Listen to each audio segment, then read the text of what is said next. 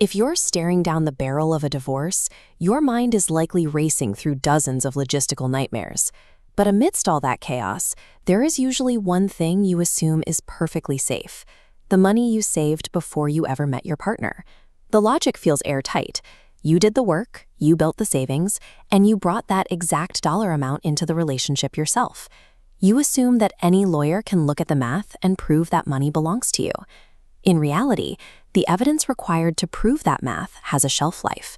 Most financial institutions only maintain records for 7 to 8 years before they are purged from the system. Family courts operate on a strict evidentiary standard.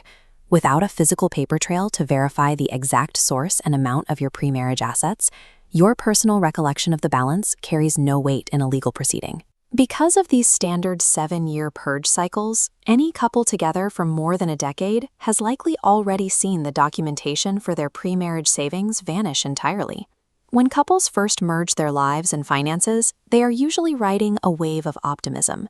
This focus on the future often obscures the fact that a legal clock has just started ticking on the evidence of their past. Take David. In 2009, he moved in with his partner. He was financially disciplined, bringing $120,000 in savings to the relationship, money he'd built up from a condo sale and 10 years of careful budgeting. In 2011, they bought a house together. David contributed his $120,000 as the primary down payment, transitioning his private savings into a shared family asset. He believed the origin of that money was self-evident. Because he owned the funds before the relationship existed, he assumed the law would recognize that $120,000 as his, no matter how much time passed. Cut to 2024. After 15 years together, the couple decides to separate. When David's lawyer asks for the 2009 bank statements to prove that initial deposit, David assumes it's a simple matter of making a phone call. But the 15 years that solidified their relationship also quietly dismantled the paper trail David needed to protect his original investment. Modern bank databases operate on a principle of efficiency that prioritizes server space over long-term history. Once a record reaches a certain age, it is deleted to make room for new data. When David called his bank, he hit a wall.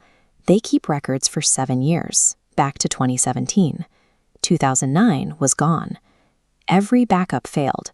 His RRSP firm had the same policy, his broker closed, and his lawyer retired, leaving files off-site with no guarantee. This left David with no physical evidence. His ex's lawyer argued that without a paper trail, the court had no factual basis to exclude that $120,000 from the shared assets. In Ontario, this forces the money into the net family property calculation. Because he couldn't prove the exclusion, David's 6-figure savings were dumped into the shared pot, effectively handing half of his pre-marriage savings to his ex-partner. Standard corporate data policies eventually outlasted David's relationship, turning a legitimate personal asset into a shared debt. David's story is a textbook example of a quiet, systemic vulnerability in Ontario family law. The law doesn't explicitly strip you of your assets, but it does stop recognizing them once the proof disappears. This rule functions as a hidden trap, specifically because of a near-total lack of public awareness regarding bank data retention. No one warns you when you first move in together that your bank has already started a countdown to delete the proof of everything you currently own. You cannot afford to wait for a relationship crisis to realize you need your records. By the time you need them, they are likely already being purged. Whether you are separating today or just moving into a new home together, you must secure your historical records immediately. You need to bypass the 7-year purge. Download your statements, print them out, and maintain redundant digital copies that you, not the bank, control. Actively securing the paper trail of your past today is the only way to ensure the law recognizes your financial history tomorrow.